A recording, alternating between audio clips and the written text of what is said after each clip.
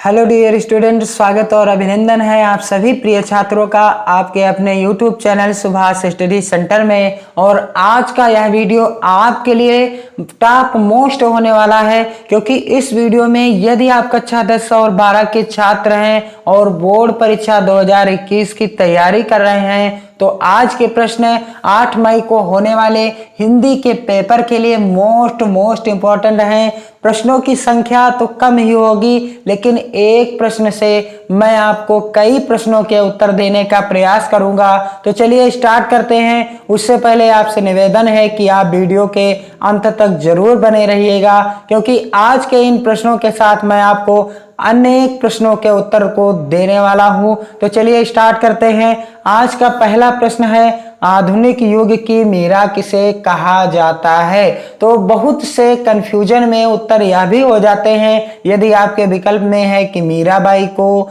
सुमित्रानंदन पंत को, महादेवी वर्मा को या सुभद्रा कुमारी चौहान को। कहीं कहीं आपको कंफ्यूजन भी हो सकती है, तो आप मीराबाई को भी टिक कर सकते हैं, लेकिन वह गलत हो जाएगा, क्योंकि आधुनिक युग की मीरा किसे कहा जाता है? महादेवी वर्मा को कहा जाता है। और महादेवी वर्मा जो कि महान छायावादी युग की लेखिका थी, और आप कह सकते हैं इनकी रचना जो कि प्रसिद्ध रचना है, और इनकी रचना का नाम क्या है? यामा। आपने सुना ही होगा यामा दीपशिखा किसकी रचनाएं हैं? महादेवी वर्मा जी की रचनाएं हैं। अगला मोस्ट इंपॉर्टेंट प्रश्न है, छायावाद युग के प्रवर्तक कौन माने जाते हैं? इसका उत्तर क्या हो जाएगा?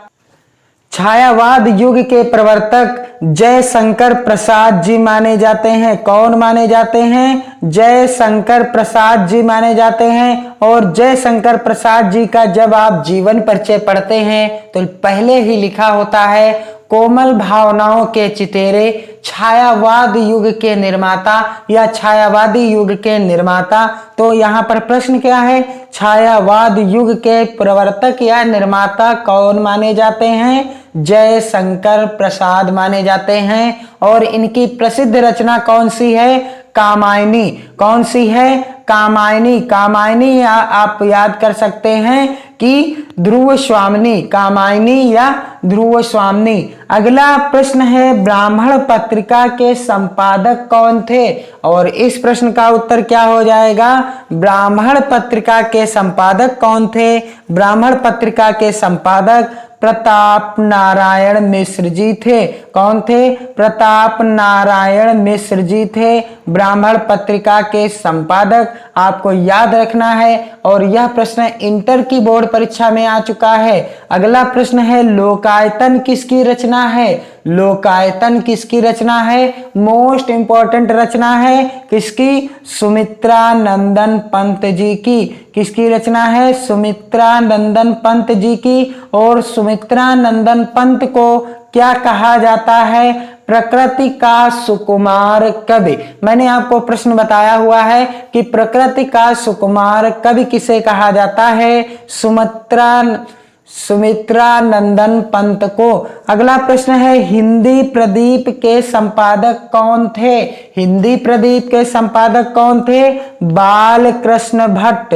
ये जो प्रश्न है आपकी बोर्ड परीक्षा के लिए मोस्ट इंपॉर्टेंट हैं। आपको इन प्रश्नों को याद कर लेना है, रट लेना है, और इससे पहले जितने भी मैंने चैनल पर वीडियो अपलोड किए हैं महत्वपूर्ण प्रश्नों से संबंधित, उनको भी आप रट लेंगे, क्योंकि यदि आप कक्षा 10 या कक्षा 12 के छात्र हैं तो कक्षा 12 में तो 10 नंबर के बहुविकल्पी प्रश्न आते हैं, और कक्षा 10 में तो 2 या 3 नंबर के आते हैं। तो आपके लिए ये प्रश्न मोस्ट इंपॉर्टेंट हैं, आप इन्हें रट जरूर लेंगे। अगला मोस्ट इंपॉर्टेंट प्रश्न क्या है? हिंदी के प्रमुख एकांकी कार कौन हैं? और इसका उत्तर क्या हो जाएगा? डॉक्टर राम कुमार वर्मा। डॉक्टर राम कुमार वर्मा हिंदी के प्रमुख एकांकीकार हैं और इनकी एकांकी का क्या नाम है? एकांकी का नाम है दीपदान। दीपदान किसकी एकांकी है? डॉक्टर राम कुमार वर्मा की एकांकी है। और इनकी अन्य एकांकी है पृथ्वीराज की आंखें। इनकी अन्य एकांकी है, अन्य रचना है पृथ्वीराज की आंखें। और अगला प्रश्न क्या है? पद्मावत।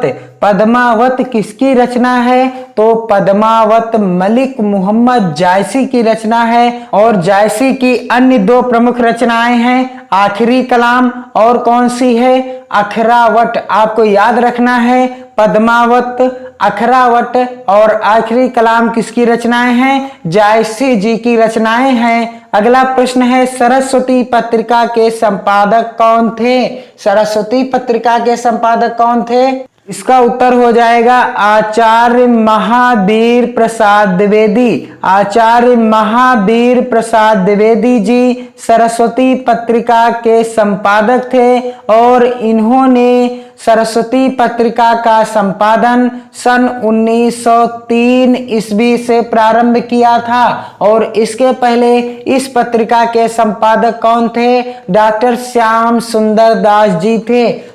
अगला मोस्ट इंपॉर्टेंट प्रश्न है फोर्ट विलियम कॉलेज की स्थापना कहाँ हुई थी? और इसका उत्तर क्या हो जाएगा कि फोर्ट विलियम कॉलेज की स्थापना कहाँ पर हुई थी?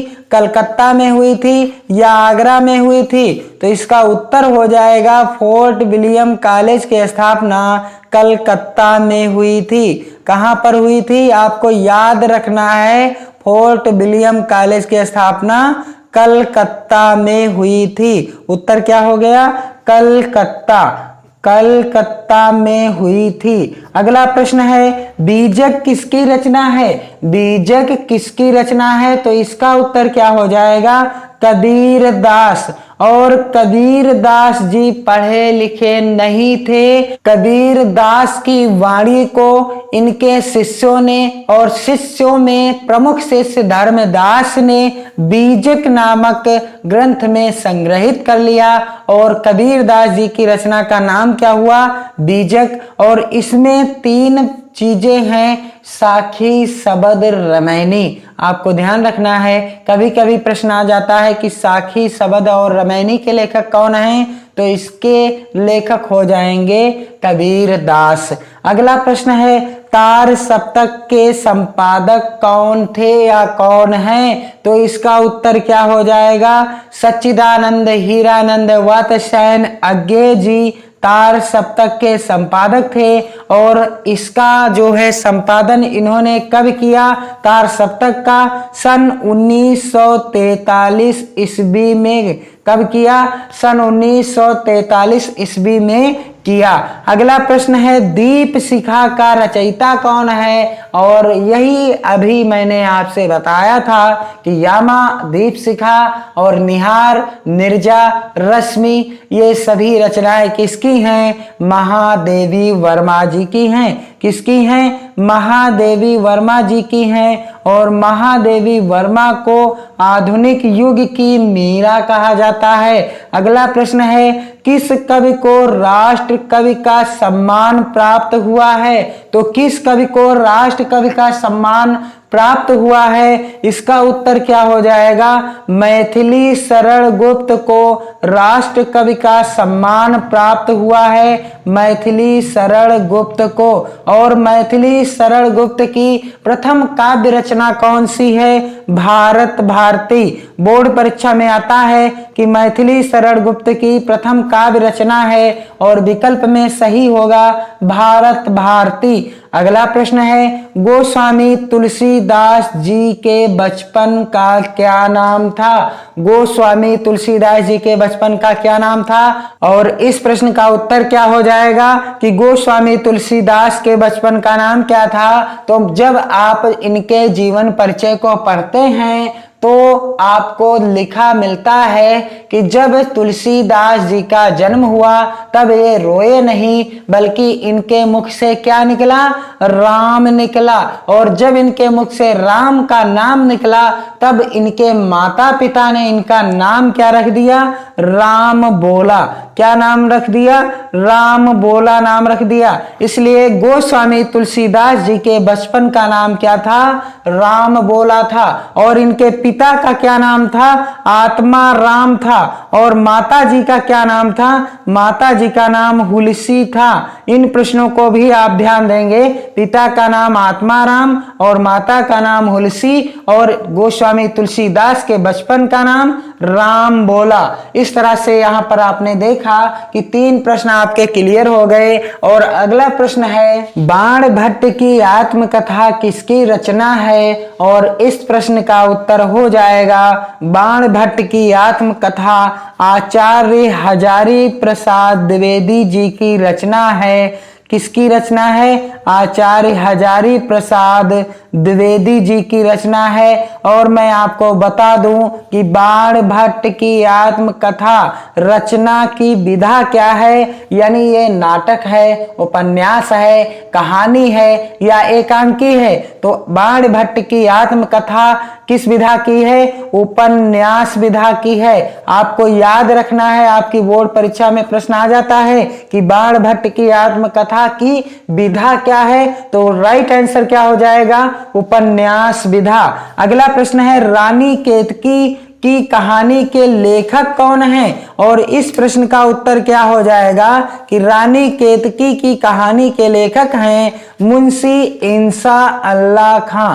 कौन है? मुंशी इंसा अल्लाह खां की रचना है रानी केतकी की कहानी, मुंशी इंसा अल्लाह खां। और मुंशी इंसा अल्लाह खां तथा सदल मिश्र और लल्लू लाल तथा सदा सुखलाल, इन 4 लेखकों को हिंदी गद्य का प्रथम 4 उन्नायक या 4 गद्य के प्रवर्तक माना जाता है। और इनकी रचना मुंशी इंसा अल्लाह खां की है, रानी केतकी की कहानी। अगला प्रश्न है, साकेत के रचनाकार कौन है? साकेत किसकी रचना है? मैथिली शरण गुप्त जी की रचना है। और मैथिली शरण गुप्त जी की रचना एक और भी है, यशोधरा। प्रश्न में आ जाता है कि यशोधरा के लेखक कौन है, तो मैथिली शरण गुप्त जी हैं। रचना का नाम क्या है? यशोधरा। आपको याद रखना है, साकेत, यशोधरा, मैथिली शरण गुप्त की रचनाएं हैं। अगला प्रश्न है, रामचंद्रिका किसकी रचना है? तो मैंने आपसे कई वीडियोज में इस रचना की चर्चा की है कि रामचंद्रिका केशव दास जी की रचना है। किसकी रचना है? केशव दास जी की रचना है। रामचंद्रिका कवि प्रिया और रसिक प्रिया, कवि प्रिया और रसिक प्रिया केशव दास जी की रचनाएं हैं। और साथ ही साथ रामचंद्रिका भी केशव दास जी की रचना है। अगला प्रश्न है, आवारा मसीहा किस विधा की रचना है? तो आवारा मसीहा किस विधा की रचना है? जीवनी विधा की रचना है।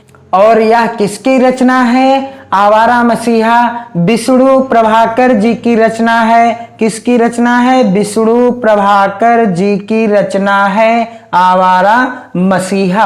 अगला प्रश्न है, मोस्ट इंपॉर्टेंट, महादेवी वर्मा जी का जन्म कब हुआ था? तो महादेवी वर्मा जी का जन्म कब हुआ था? जब आप इनका जीवन परिचय पढ़ते हैं कि महादेवी वर्मा वेदना की साकार मूर्ति सुश्री महादेवी वर्मा जी का जन्म होली के दिन हुआ था। कब? सन 1907 ईस्वी में। और कहाँ हुआ था? फर्रुखाबाद में हुआ था। तो ये थे आज के टॉप महत्वपूर्ण प्रश्न। और इन प्रश्नों के साथ मैंने अन्य प्रश्नों के भी उत्तर बताने का प्रयास किया है, इसी आशा और उम्मीद के साथ कि आप चैनल पर यदि नए होंगे तो आप सब्सक्राइब जरूर करेंगे और वीडियो को लाइक, शेयर और कमेंट जरूर करेंगे। मेहनत लगन के साथ पढ़ते रहिएगा, खुश रहिएगा और खुशियां बांटते रहिएगा। जय हिंद, वंदे मातरम।